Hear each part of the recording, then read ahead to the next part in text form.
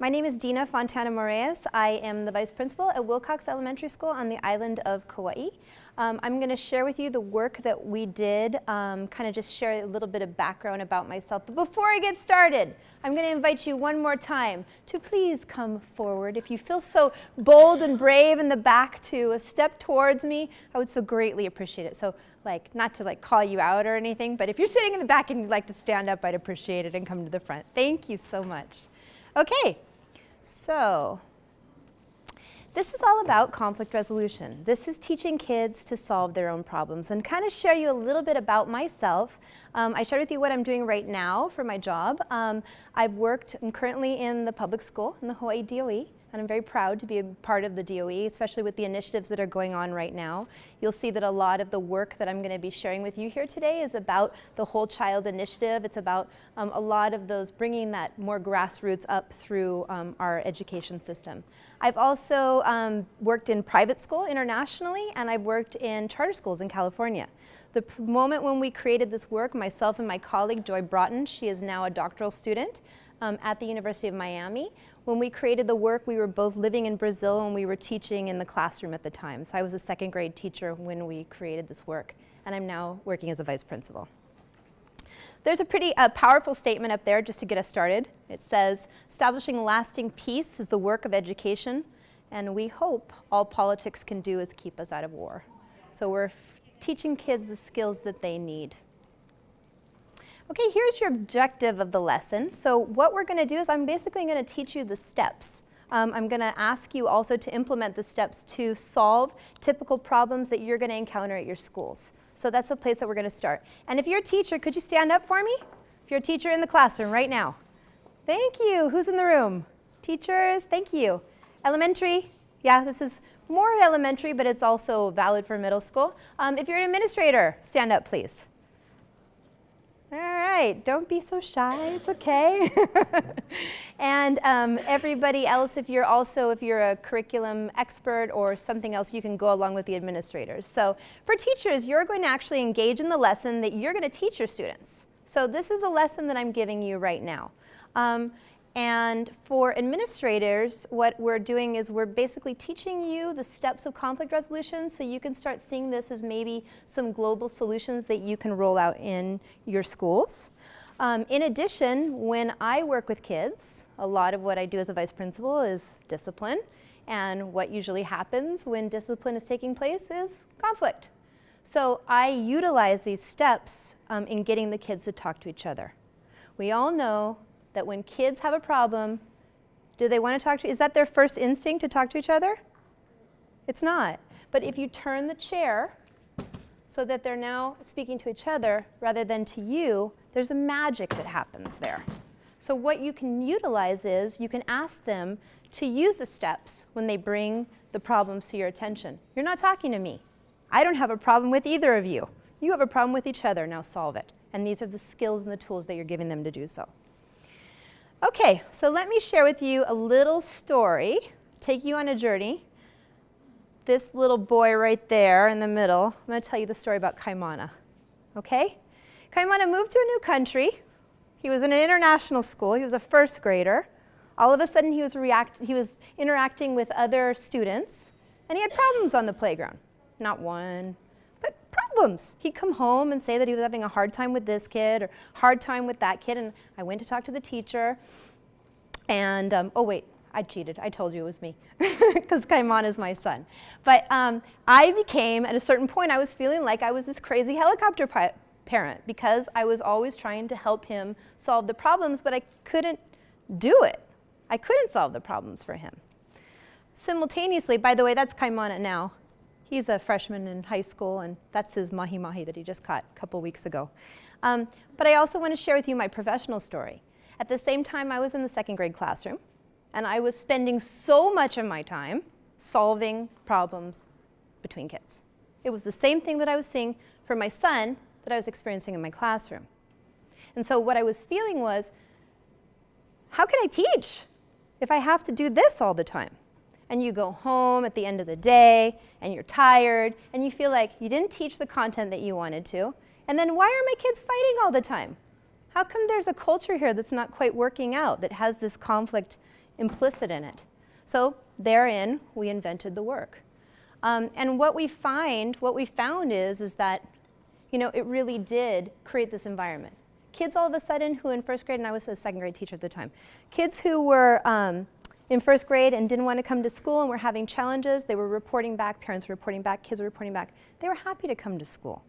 Now I had more time to teach the content that I wanted to teach. I was teaching them the skills they needed to be successful, happy adults. And then finally, I went home with more energy and happier with my job. So it worked.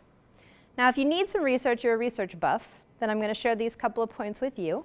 And this is basically some backing as to why social emotional learning works. Now, if you were in Dr. Stein's presentation yesterday, he kind of tore the first study apart there. But that study was a meta-analysis. And basically what it showed is that there was an 11 percentile point gain in students who had access to social emotional learning content versus those who didn't. There was another study that was published in the American Journal of Public Health, and that was in 2015, that connected social emotional learning skills in kindergartners to outcomes as adults. What they found is if there was a presence of those social emotional learning skills in the kindergartners, they were less likely to receive public assistance, they were less likely to have interactions with police force, and they were also less likely to actually be incarcerated. There were significant statistical significant associations. And then finally, the last study, I believe, is out of Stanford, which shows that the costs of a social emotional learning program at your school, the benefits exceed the costs. And they actually give it a number of 11 to 1. So if you like numbers, there's the numbers. Okay, but I am more of a practical person, and this is going to be kind of a practical lesson here today, okay? Let's start at the beginning. Whatever you have in front of you, I have some Post-its too, if you need them. Could you please take a moment to jot down some of the conflicts that you've had to deal with your students at your school? Okay, so if you need Post-its, I've got them. Anybody want them? No? You need one? Okay, anybody? All right, go for it. Jot down some of the problems, just go for it. What are the problems that you've been dealing with in your school?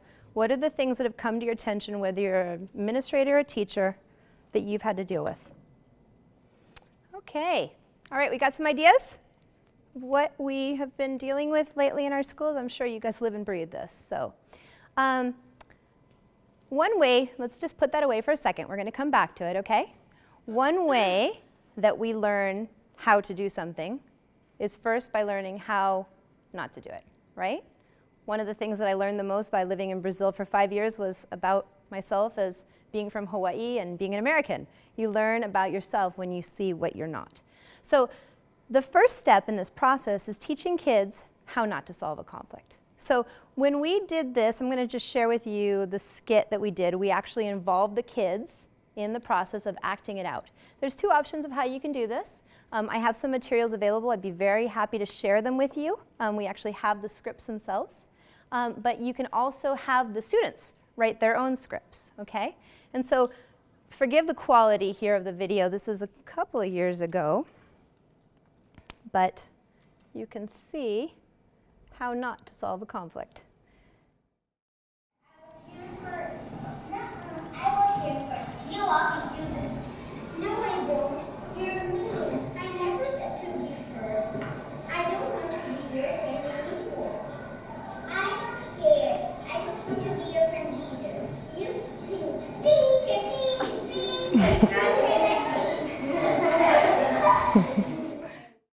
So we had some fun with that, and you know, as the kids learned how we had lots of fun with that process. You can see that it was an ELL classroom. All of the students were ELL learners in that particular environment. I'll share with you that my colleague is getting her doctorate degree in special education, so she also differentiated this learning for special education for students, you know, who may be on the spectrum, different needs that they might have. So we have those all available for you. So it's fun because the kids get to see each other, they get to see each other act it out, they get to feel it, they get to kind of be involved in it, they get to laugh with each other, but you're laughing at something that is familiar, right? Because it can be a little bit uncomfortable sometimes. So effectively, my friends, these are the steps of conflict resolution. This is it, plain and simple. I'm going to teach them to you right now. Okay? The first step actually, and there's a lot of work in this, if you go to any social emotional learning program, you see that breath is kind of weaves its way through all programs and systems, because that's what it's all about. That's the bottom line, that's the basis that keeps us going and allows us to find our stability. So I'd like everybody to stand up right now. You knew I was going to get you involved and on your toes. Okay? And I'd like everybody right now just to, there's a little acronym, it's called BOB. Okay, so the first step of BOB is making sure that you're balanced on your feet. So feel your feet back and forth and find the center of your gravity. Okay, once you've done that, rest. And the O of BOB is open, so feel your shoulders open. Put your shoulders back, opening your heart center. Okay, and now go ahead and put your hands on your stomach. Okay, and just look down or close your eyes, not feel silly. Okay, and when you breathe in, I'd like you to feel your stomach push into your hands. So you're going to actually puff out your stomach when you breathe. Breathe in and breathe out. And what we say is breathe in, you're smelling the rose, and you're breathing out, you're blowing out the candle. So in through your nose, out through your mouth. Let's try that a few times. Let's see if we can increase the count each time. Hands on your breath, on your belly. Breathe in, and we're going to count to 3. 1, 2, 3. Breathe out. 1, 2, 3. In through your nose again. 1, 2, 3.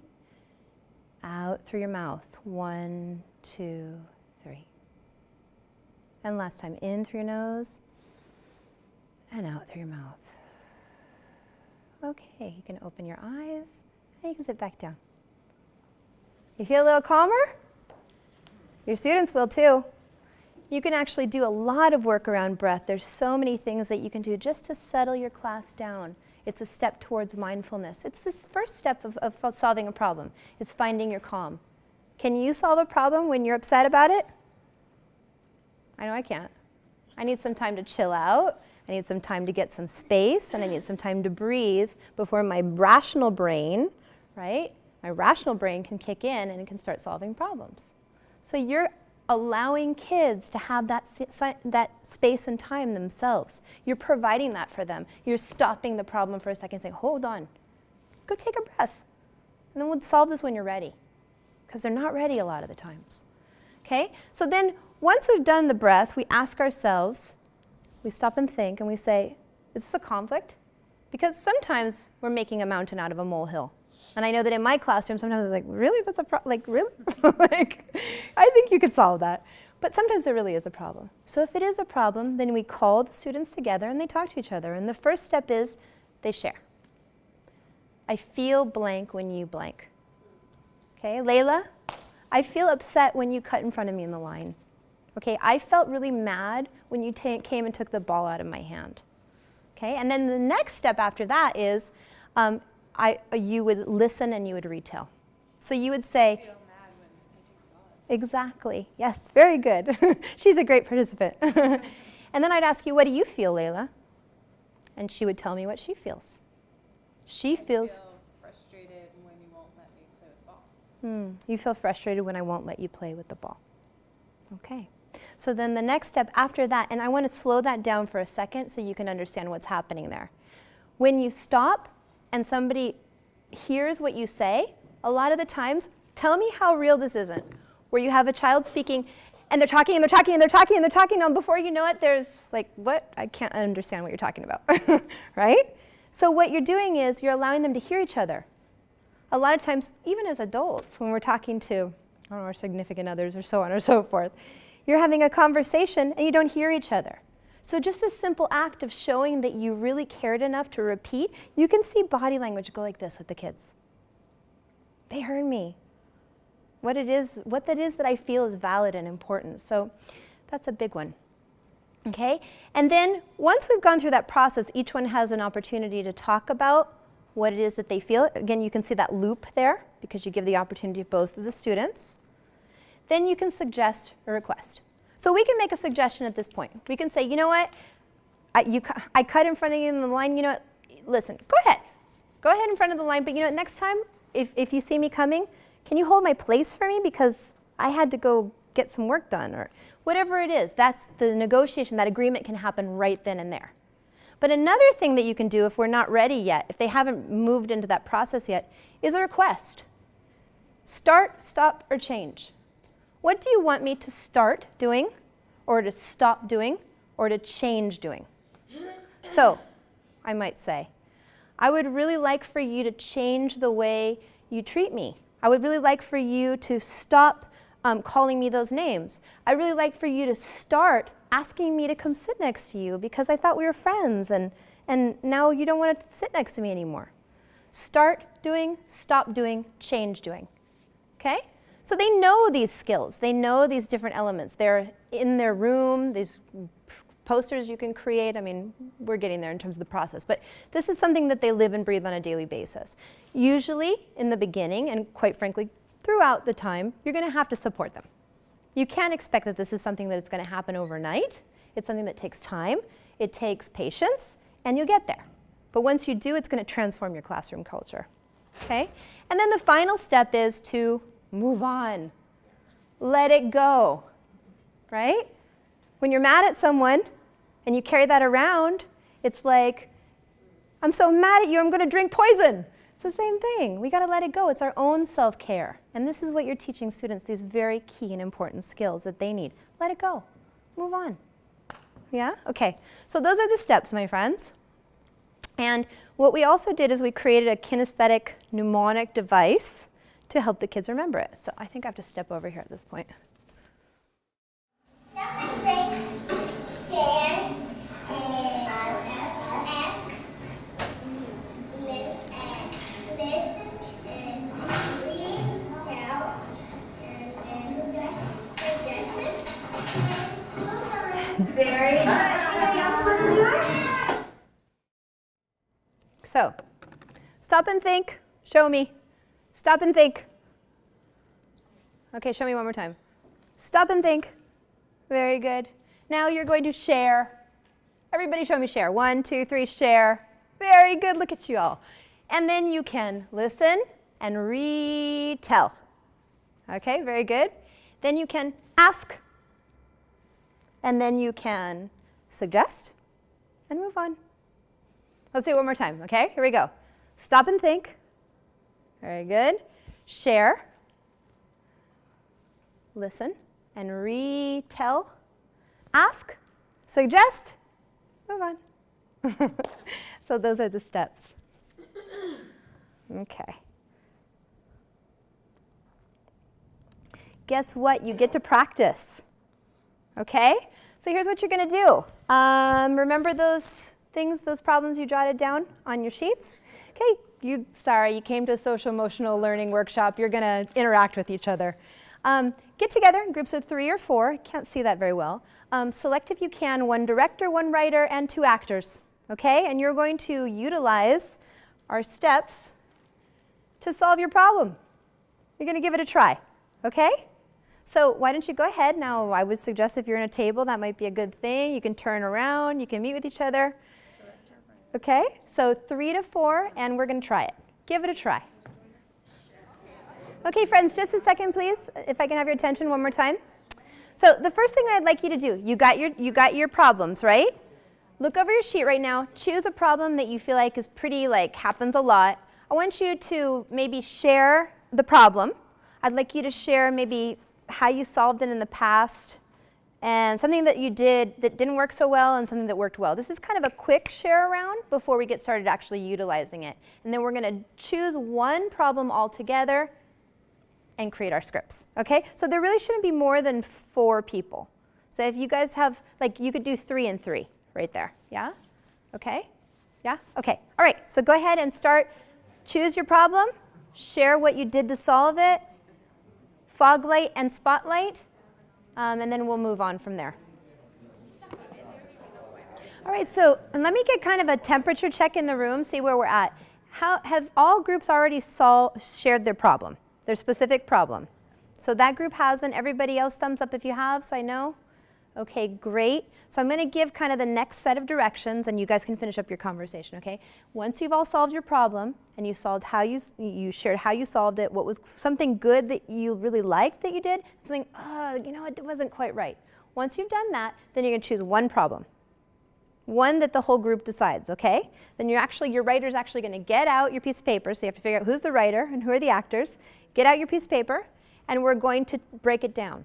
And we're going to write out a script that actually utilizes the steps to solve the problem that you guys are dealing with. Does that make sense? You have any questions for me? All right, so rock and roll. Okay. All right, we're going to bring the conversation back. We're going to have one brave group here to start us off, and then we're going to bring the conversation back. But they're going to demonstrate for us their skit that they created of how to solve a conflict. So do we need, this is a high school setting. Okay.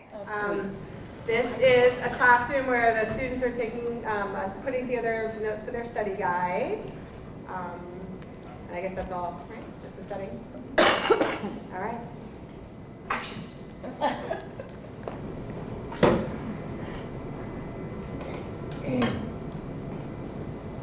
Can you move your hand? I can't see the answer to number 4. Oh, wait a minute. The teacher just said something and I was talking to you. Can you tell me what she just said? After we finish this, can I look at your notes? I'm not very good at note taking.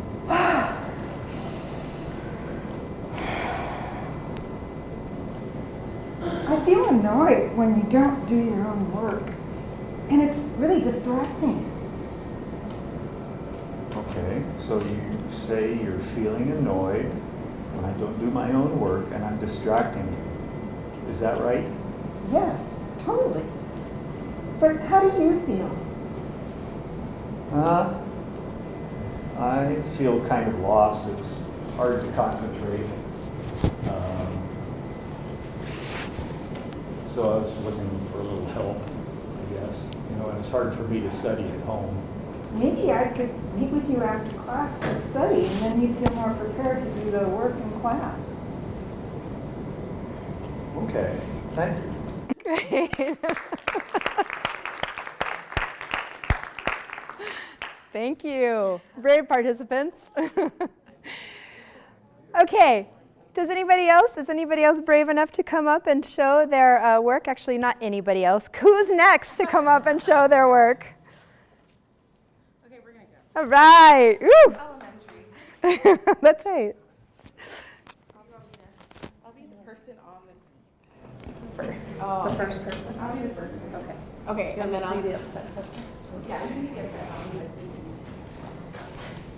This is my computer. I always sit here.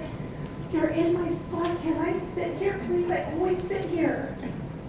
Always. Every single day I sit here. Okay. Oh, no. I was going to sit here. This is my spot. I got your first. Okay, so I feel really mad when you take my seat. Okay, you feel mad when I took your seat. How do you feel? Why? I feel like it wasn't a big deal. Could you please stop taking my seat and let me sit there? Okay. I'll find another seat. Good job. Okay. Great job. You guys are doing a great job. Thank you for being so brave and bold to do that. It makes your heart accelerate a little more. You leave this conference awake. That's good, right? So a couple of things before we go on. I want to share that in these actions, we can see that the activity is happening right then, and then they're jumping into the conflict.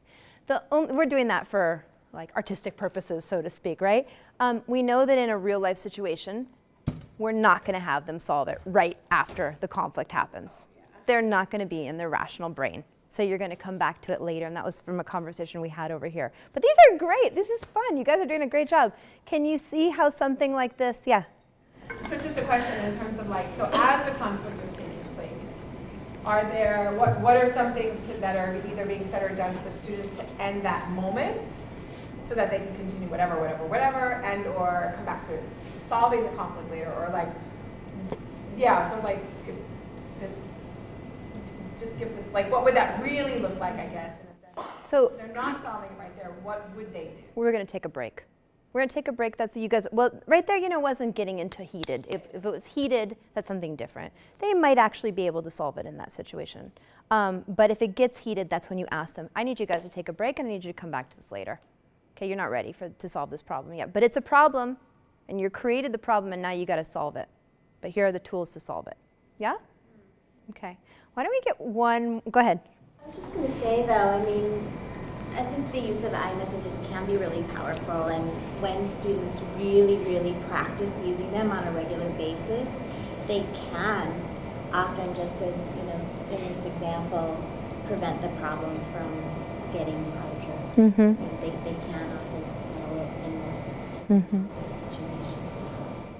And I think there's a lot of expertise in this room. Just as I was walking around and I was hearing what you guys have to say, you're probably all doing some really great things already, like using I feel statements that you realize the validity of it. But this is just another tool for your tool belt. Yeah? Good question. See, I mean, I was thinking through this and kind of putting myself in the student's position. Do you find that if they know that they've gone through this process and then that they have this conflict resolution tool in the back of their mind, then they get into a conflict situation, they think about it differently than if they just don't have that kind of knowing that is part of what they can trust the other person can engage in? It's really about creating a very safe classroom environment. It's about sustaining it over time, coming back to it again and again and again and again, and knowing that that's a safe classroom, and hopefully at one point, ideally, it's a safe school. But it's really so essential to create that feeling of safety. And I think I actually literally almost cried when I walked by the hall and this child was saying, I feel blank when you blank. I was like, oh, it worked. They were doing it on their own, and it doesn't happen overnight, but it does happen, and you have the idea, at least, how it should happen. Let's get one more brave group to come on up. The end of the conference. Come on, step on up. I'm feeling like maybe this group wants to come up. Am I feeling wrong? Maybe that group? Volunteers or voluntolds. How about that group over there? Going once? Who's going to do it? You got sidetracked. Okay. So what do you think? Group in the back. We got some options here. Come on. Okay, you're going to be voluntold. You guys go, since you're just talking. Come on up.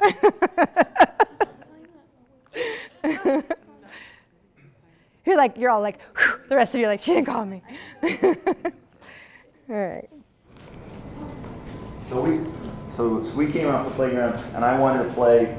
I got to their game a little bit late, and they had a basketball game that can be multiple people, but they were just playing with 3 people, and I wanted to play. And he told me that it's too late and I couldn't play anymore, and it hurt my feelings. So somehow we got back into a different situation, and I've been feeling bad for the last half hour when we came back from recess, and I'm pouting. The teacher noticed that, and she said that when I engage my classmate. So I need my Your script.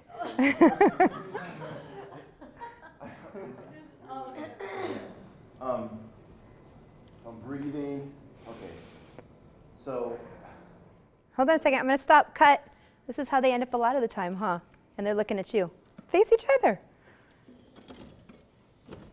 There you go. I feel like I feel bad when you guys don't let me play. And I'm just going to say it that way. When you guys don't let me play the game, I feel bad, and I still feel bad.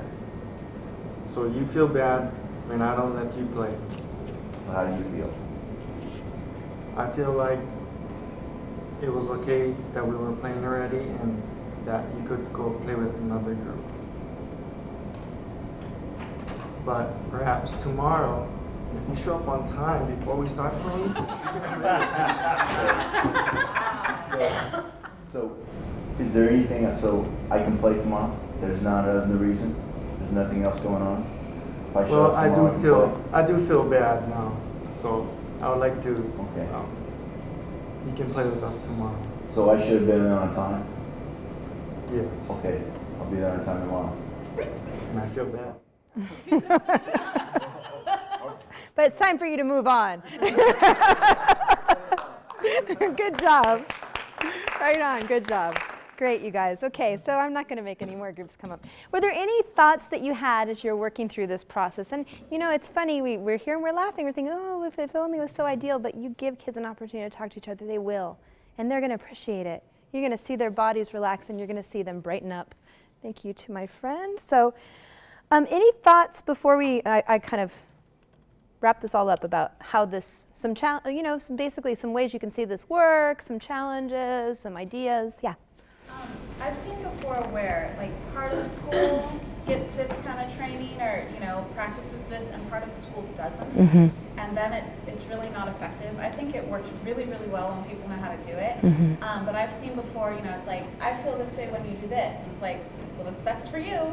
I think it's so good, but I really feel like it's got to be like on an administrative level. Hey, we're going to do this for the whole school because it's so worth it. If one teacher's like, I'm going to teach my students this, it's sometimes like, it's worth it, but it sucks if not everyone gets that, because it is a really valuable tool. And when the kids have it, I feel like they become more empathetic, like you were asking, oh, do the kids actually, right? I feel like they start to think of things from the other person's perspective a little more. It occurs to them that like, hey, their point of view isn't the only one. Just going through the practice, right? And it is so useful and can help. Make it more like a culture on campus. Exactly. But Yeah. it's got to be for everyone if possible. 'Cause For if sure. just like 30 kids out of the school have it, then they're just going to be like, oh yeah, you want to tell me about your feelings some more? It's like negative. At least if a grade level can do it.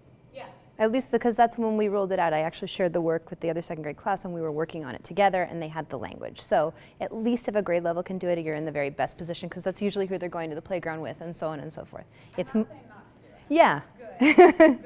Yeah. And that's what I'm here. I would love to come to your school and help you develop this. Like I would love to be able to help you in any way that I can on a more systemic way. So does it help to have like peer mediators, trained peer mediator students who are able to kind of like help students on the spot? Because it seems Absolutely. like in our situation, we kept thinking, what's his incentive?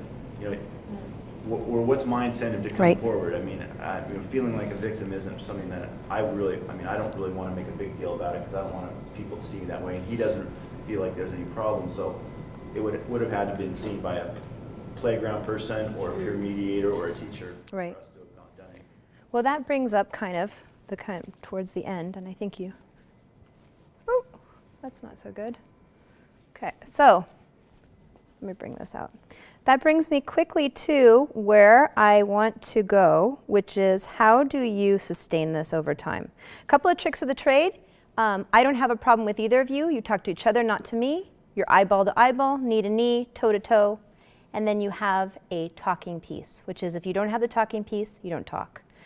But to answer your question, a class meeting is a very essential part of making sure this is happening. How does that work? Every Friday morning, we have a class meeting.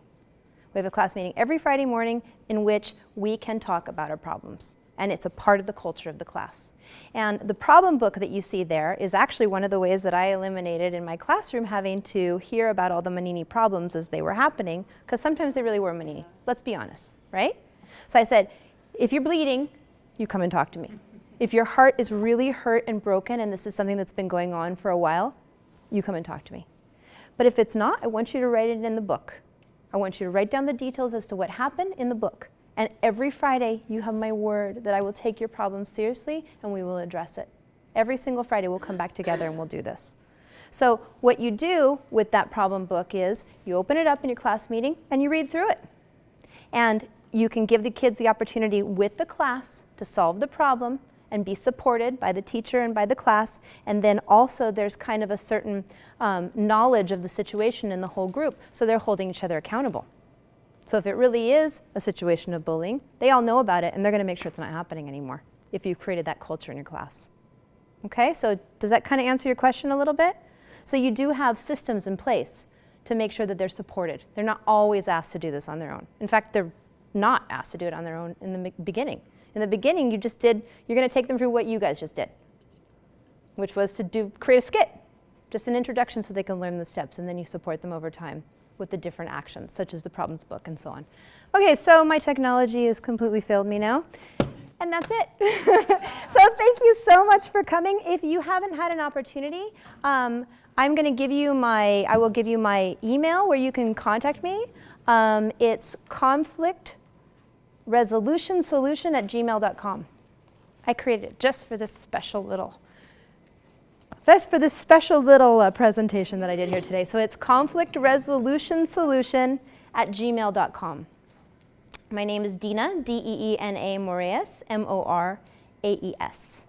And you can feel free to email me with any questions or concerns that you have. I would like to connect with you as well. So if you haven't had an opportunity to share your name, your school, and your email with me, please do so in this book. And it was a pleasure being with you folks. I hope you guys had a great conference and you enjoyed the presentation. Aloha.